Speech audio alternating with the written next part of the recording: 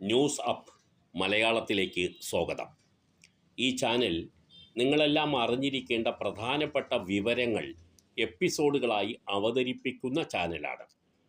നിങ്ങളുടെ ശ്രദ്ധയിൽ പെടാതെ പോകുന്ന സർക്കാർ അറിയിപ്പുകളൊക്കെ ഈ ചാനലിൽ ഓരോ ദിവസവും ഇടവിട്ട് നിങ്ങളുമായി പങ്കുവെക്കുന്നുണ്ട്. ചാനൽ സബ്സ്ക്രൈബ് ചെയ്യുകയും അതിനോടൊപ്പമുള്ള ബെൽ ഐക്കണിൽ വിരലമർത്തുകയും ചെയ്യുക. എന്നാൽ ഈ ചാനൽ അപ്ലോഡ് ചെയ്യുന്ന വീഡിയോകളുടെ നോട്ടിഫിക്കേഷൻ നിങ്ങൾക്ക് ലഭിക്കും. അത് നിങ്ങൾക്ക് ഈ എപ്പിസോഡുകൾ കാണാനും നിങ്ങളുടെ ജീവിതത്തിൽ അത് വളരെയധികം പ്രയോജനം ചെയ്യാനും ഇടയാക്കും. ഇന്ന് റേഷൻ കാർഡ് മുഖേന നമുക്ക് പുതിയ ചില കാര്യങ്ങൾ നിർവഹിക്കാൻ കഴിയും. അതായത് ഇനി മുതൽ പാസ്പോർട്ടിൻ്റെ അപേക്ഷ വരാൻ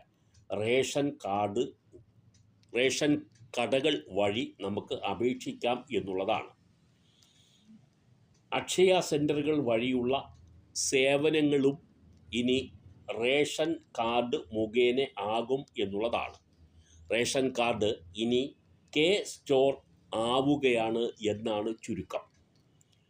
ഗ്രാമപ്രദേശത്ത് താമസിക്കുന്ന സാധാരണക്കാർക്ക് സേവനങ്ങൾ, അതായത് സർക്കാർ നൽകുന്ന പല സേവനങ്ങൾക്കും വേണ്ടി സിറ്റിയിലേക്ക് പോകേണ്ടി വരുന്നുണ്ട്.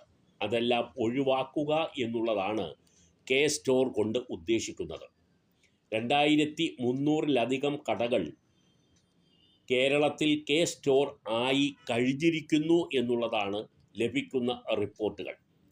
ഓണം കഴിയുമ്പോൾ ഇത് 14,000 റേഷൻ കടകളിൽ കൂടി നടപ്പാക്കുകയാണ്. ആധാർ, പെൻഷൻ, ഇൻഷുറൻസ് സേവനങ്ങളും ടിക്കറ്റ് ബുക്കിങ്ങും ഇനി ഈ റേഷൻ കടകളുമായി ബന്ധപ്പെട്ട K-സ്റ്റോർ വഴി നടപ്പാക്കുകയാണ്. 10,000 രൂപ വരെയുള്ള ബാങ്കിങ് സേവനങ്ങളും K-സ്റ്റോർ വഴി നിങ്ങൾക്ക് നടത്താൻ കഴിയും. 5 കിലോയുടെ ചോട്ട് ഗ്യാസ് സിലിണ്ടറും മിൽമ ഉൽപ്പന്നങ്ങളുമെല്ലാം K-സ്റ്റോറിലൂടെ നൽകാൻ ഉദ്ദേശിക്കുകയാണ്. അതുവഴി റേഷൻ കാർഡുകൾ എല്ലാം റേഷൻ സ്റ്റോറുകൾ വഴി ലഭിക്കുന്ന സേവനങ്ങൾക്ക് നമുക്ക് പ്രയോജനപ്പെടുത്താൻ കഴിയും.